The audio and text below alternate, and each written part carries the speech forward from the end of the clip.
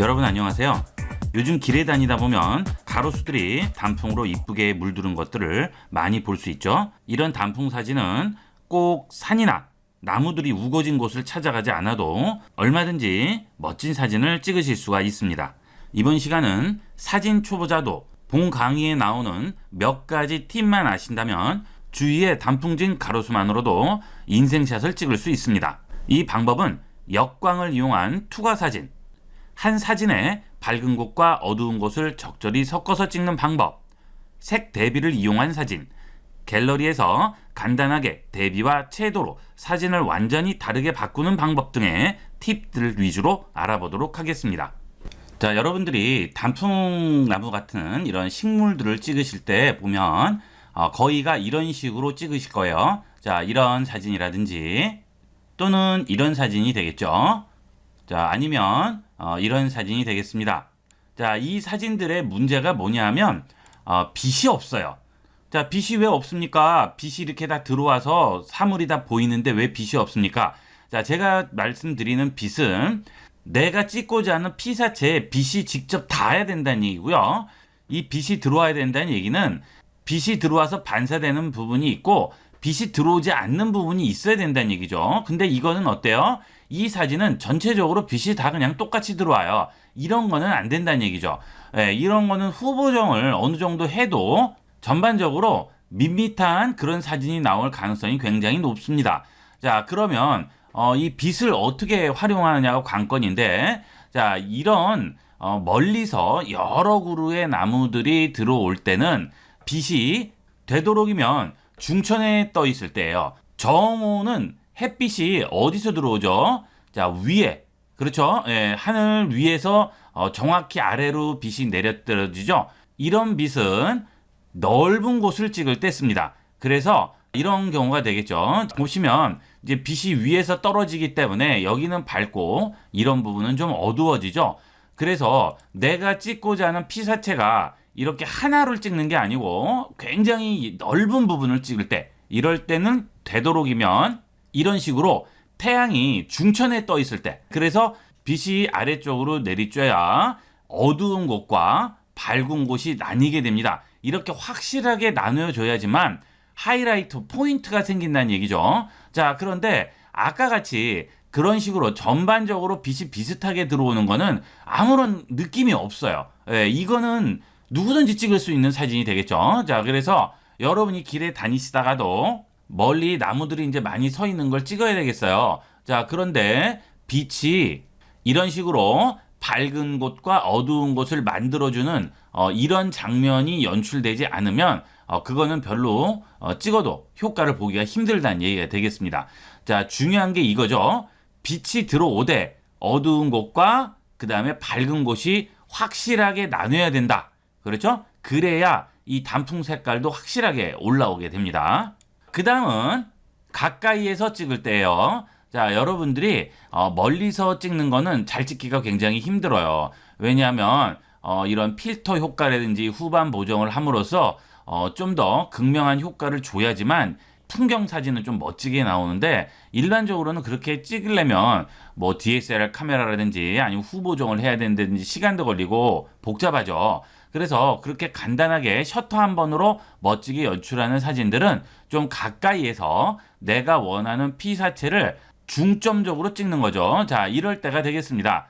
이렇게. 자, 이렇게 사진을 찍으실 때는 빛이 역광으로 들어오는 게 좋아요.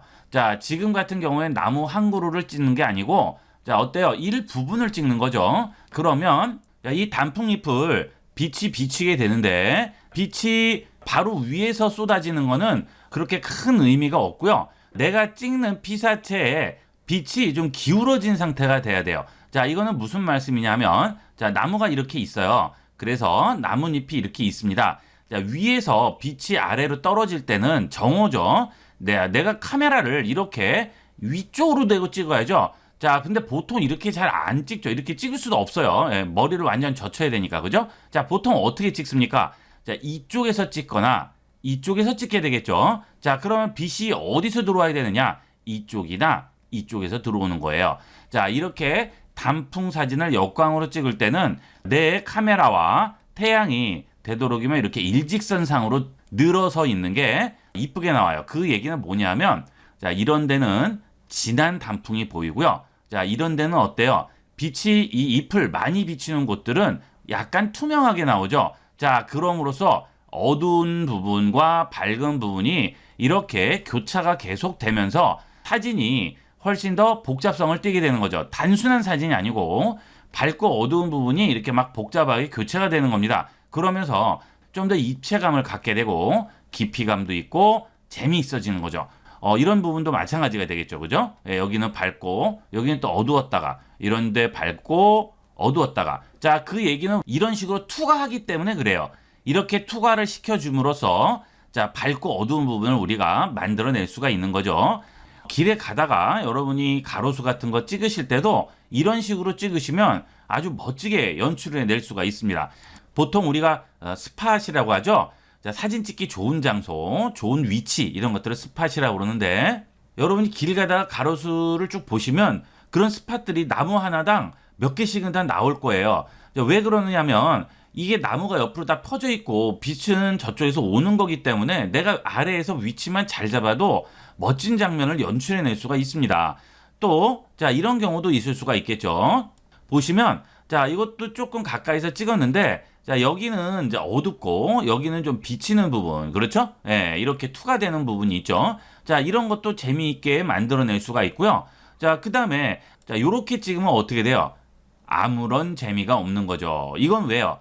이거는 투과되는 부분이 없기 때문에 빛 반사도 없고 하기 때문에 다 똑같아요. 천편일률적인 거죠. 이런 사진은 재미가 없습니다. 그래서 여러분들이 찍으실 때는 항상 이런 것들을 염두에 두셔야 된다는 얘기죠. 밝고 어두운 부분이 확실하게 갈려야 된다. 자, 그리고 이거는 이제 빛이 투과돼서 역광으로 찍는 상황이고요.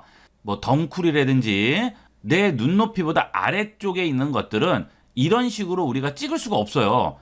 그럼 이거 덩쿨 밑으로 우리가 들어가야 되니까 이건 안 되겠죠. 그렇죠? 이거는 반사되는 걸 찍는 거죠. 이런 것들은 투과되는 걸 찍는 거고요. 이런 것들은 반사되는 걸 찍는 겁니다. 반사되는 걸 찍으실 때도 이런 식으로 찍으시면 별다른 의미를 갖지 못합니다. 다 똑같아요. 그렇죠? 예, 다 비슷비슷해요. 톤이. 이것도 뭐 거의 다 비슷비슷하죠. 그죠? 그런데 자, 거기서 빛이 들어오고 안 들어오는 부분을 우리가 그 위치를 잘만 잡으시면 자, 이런 식으로 그림자도 지고 어두운 부분도 있고 그렇죠? 예, 이 덩쿨들이 말라붙은 부분도 있고 이런 식으로 해서 좀 더 사진 안에 이렇게 이야기를 담을 수가 있는 겁니다. 자, 이것도 어때요? 밝은 곳과 어두운 곳이 확실하게 갈리죠? 예, 이렇게 찍으시면 훨씬 더 제대로 된 사진을 만들어낼 수가 있어요. 제가 설명드리는 방법은 여러분들이 무슨 전문적인 지식을 가지고 광원이나 이런 것들을 계산하지 않고 스마트폰 카메라로 간단하게 찍어내는 방법을 알려드리는 겁니다. 이렇게 찍음으로써 전문적으로 사진을 찍는 사람들이 100장을 찍고 위치도 바꿔가면서 공을 들여서 1시간, 2시간 걸려서 찍을 거를 퀄리티는 그런 것보다는 약간 떨어질 수도 있지만 우리는 셔터 한 번으로 간단하게 만들어낼 수 있다는 얘기가 되겠습니다. 그러니까 여기에서 좀 더 퀄리티 있게 만드시려면 여러분이 좀 더 공부하시고 시간을 많이 들이시면 되겠죠. 근데 셔터를 한번 누르는 것만으로 이 정도만 나온다면 아주 훌륭한 거죠. 그래서 여러분들이 찍으실 때 이런 것들을 많이 염두에 두시고 찍으시면 좋겠어요. 자, 그리고 자, 역광을 찍으실 때 보면 빛이 카메라로 직접 들어오죠. 그럴 때도 여러분이 잘 생각을 해서 찍도록 하세요. 자, 이렇게 보시면 자, 이렇게 중간에 틈이 약간 있는 데서 찍게 되면 이렇게 빛 번짐 현상이 나오게 되죠.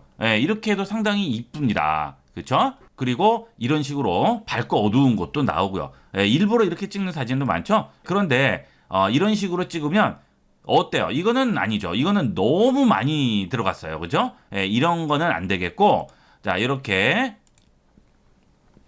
자, 이런 것도 마찬가지가 되겠죠. 이 태양이 너무 많이 보이면 안 되고, 이런 식으로 아주 조금, 약간 새어나오듯이, 이런 식으로 찍어주시는 게 이 역광 사진의 또 묘미를 만들어낼 수가 있어요. 자, 그리고 이 사진도 보시면, 이 경우도 나무가 크니까 내가 아래서 찍다 보니까 빛이 반대쪽에서 역광으로 들어오는 거예요. 그죠? 그래서 밝은 곳과 어두운 곳이 이렇게 생기게 되는 거죠. 이런 식으로 찍으시면 훨씬 변화감이 있는 사진을 찍으실 수가 있어요.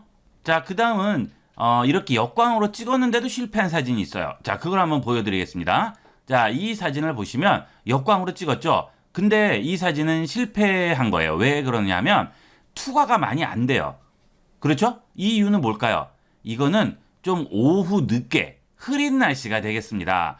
빛의 양이 충분하지가 않은 거예요. 그러다 보니까 투과가 많이 안 되죠. 예, 투과가 되긴 하지만 아까 같이 이렇게 극명하게 투과가 안 되고 좀 어중간하게 투과가 돼서 색깔들이 그냥 밋밋하게 나오는 거죠. 이러면 효과를 보기가 좀 힘들어요. 그러니까 여러분이 찍으실 때 되도록이면 이런 단풍이라든지 이런 식물을 찍으실 때는 최대한 밝은 환경에서 찍도록 하세요. 그래야 색깔이 살아나면서 컨트라스트가 굉장히 높아지게 됩니다. 자, 이것도 이제 여러분 설명을 드리기 위해서 제가 길 가다가 도로변에 있는 걸 한번 찍어 봤는데요. 자, 이것도 어때요? 어두운 부분이 있고 밝은 부분이 있는데 이건 어때요? 반사가 돼서 나오는 빛이죠. 그러니까 이건 채도가 높아지는 거죠. 예, 아까 같이 투가 되는 것은 연해지는 거고 지금은 채도가 높아지죠. 반사가 되니까. 그러니까 아주 색깔이 이쁘게 나오는 거죠. 자, 이런 식으로 찍으시면 되는데 저는 조금 더 안쪽으로 찍어도 되는데 왜 좀 뺐냐면 그래도 약간 어두운 부분을 좀 만들어 넣기 위해서 그랬어요. 그래서 이런 쪽에 조금 어두운 부분이 있었으면 조금 더 나았겠죠. 예, 근데 지금 전반적으로 조금 약간 밝기는 하지만 그래도 약간 뒤로 빼서 이렇게 어두운 부분을 그나마 좀 집어넣어 줬습니다. 자, 그리고 이제 길 가다가 또 제가 재밌어서 한번 찍어봤는데 지금 보시게 되면 비슷한 종류의 열매 같은데 제가 이제 열매 이름은 잘 모르겠어요. 자, 그런데 얘와 얘가 색깔이 대비가 되죠. 그래서 한번 찍어봤는데 이런 경우에는 좀 더 이쪽에서 찍었으면 똑같이 이제 나와서 더 나았겠죠. 그런데 제가 이쪽에 좀 가깝게 이쪽에서 찍다 보니까 요건 좀 작게 나와서 존재감이 약간 없어요. 그죠? 요게 이런 붉은 쪽이 좀 색깔이 많이 나와서 이쪽 반 정도를 얘가 더 차지하고 있다면 훨씬 더 색깔이 딱 나뉘어서 이쁘게 나오겠죠. 여러분들이 찍으실 때도 대비가 좀 되면 좋아요. 이게 왜 대비가 좀 덜 되느냐면 배경이 지금 색이 이런 색이라서 그렇죠. 이런 색의 배경은 그렇게 대비가 되지 않기 때문에 좀 이쁘게 나오기는 약간 힘들어요. 하지만 아까 같이 자, 사진에 이렇게 하늘이 들어간다든지 그죠? 이렇게 되면 배경이 대비가 되죠. 색이. 이런 컬러가 대비가 됨으로써 좀 더 이쁘게 나오게 되겠습니다. 여러분들이 찍으실 때도 그런 것들을 좀 염두를 해두고 찍으시면 좋아요. 첫 번째는 빛을 생각하고 찍으시고요. 그 다음에 이런 단풍이나 식물을 위로 찍겠다. 그러면 반대쪽으로 역광이 들어오게 해서 투명하고 그 다음에 진하고 이런 것들이 좀 섞여 있게끔 찍어주시는 거. 그 다음에 눈높이보다 아래에 있는 걸 찍겠다. 그러면 반사가 되게끔, 그렇죠? 어두운 것도 좀 나오게끔, 밝은 것도 나오게끔 이런 식으로 그건 두 가지 성질이 합쳐지는 사진을 찍으면 좀 더 낫다라는 거 하고요. 자, 그 다음에 세 번째는 어때요? 색이 좀 대비가 되면 좋겠다. 그렇죠? 여러 가지 색이 좀 섞여 있어서 대비가 되면 훨씬 이쁜 사진이 나온다는 거죠.